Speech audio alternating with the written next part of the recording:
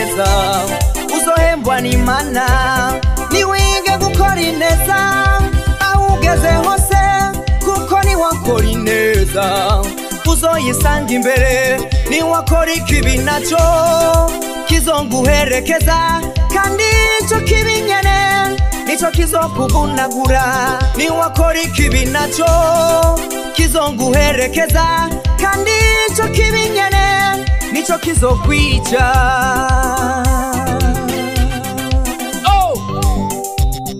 Rahabu yakoze icyiza cyo kunyegeza abatasi bimuzanira gukira ku munsi wo kuranduka.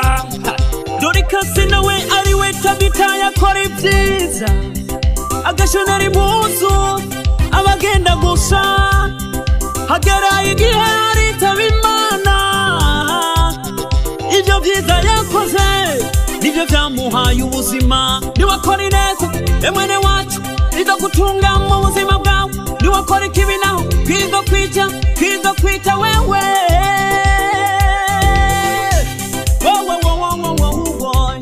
Kora ineza wigire nturindire gushimirwa uzoshimirwa n'Imana izogushumusha umurengera.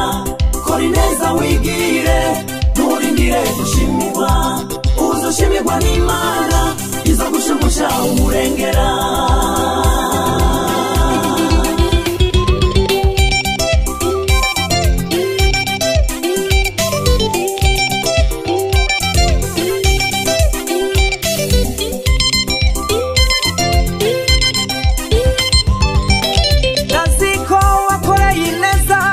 Abagenzi bawe ndaziko wakoreye ineza, inshuti zawe ndaziko wakoreye ineza, ababanyi bawe icyo nzi nuko benshi muri bo batagushimiye.